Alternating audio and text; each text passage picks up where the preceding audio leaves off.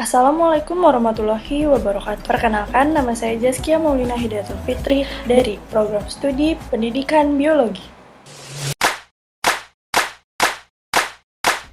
Wacana pemberian kewarganegaraan ganda bagi diaspora Indonesia mencuat kembali pada tahun 2024 sebagai bagian dari upaya pemerintah untuk memperkuat hubungan dengan warga negara yang tinggal di luar negeri. Diaspora Indonesia diperkirakan mencapai 8 juta orang yang tersebar di berbagai negara.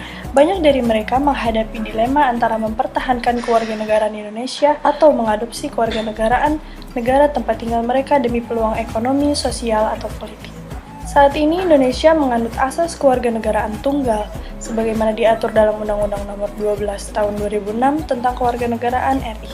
Undang-undang ini membatasi individu untuk memiliki lebih dari satu kewarganegaraan, kecuali dalam kasus anak-anak hasil perkawinan campuran hingga usia 18 tahun.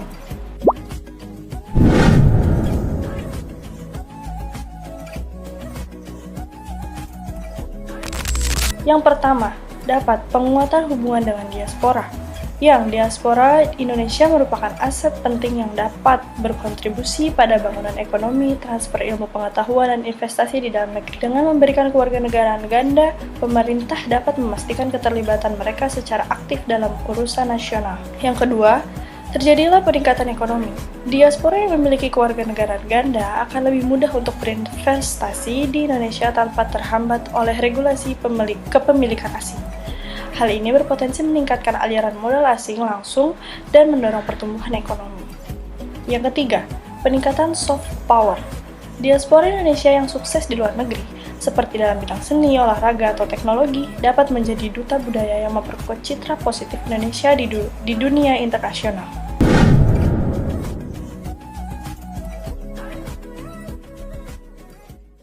Konflik hukum dan kedaulatan. Kewarganegaraan ganda dapat menimbulkan konflik hukum terutama dalam hal kewajiban pajak, layanan militer, atau hak politik. Yang kedua, ada resistensi internal.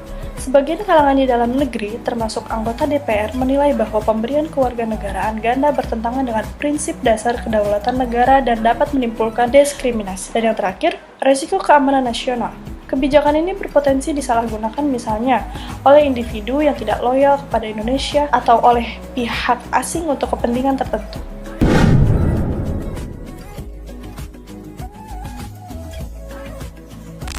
Yang pertama, ada revisi undang-undang. Pemerintah perlu merevisi Undang-Undang Kewarganegaraan untuk mencakup ketentuan khusus yang mengatur kewarganegaraan ganda, termasuk persyaratan dan batasannya. Kedua, ada penerapan model selektif.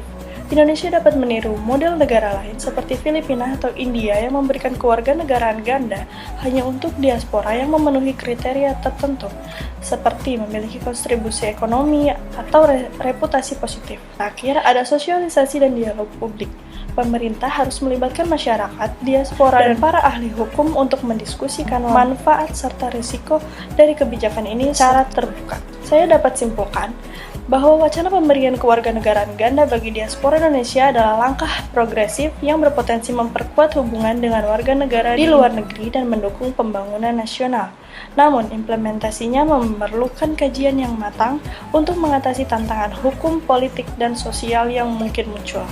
Dengan pendekatan yang hati-hati dan inklusif, kebijakan ini dapat menjadi jembatan penting antara Indonesia dan warganya di dunia internasional. Baik, cukup sekian yang dapat saya sampaikan. Wassalamualaikum warahmatullahi wabarakatuh.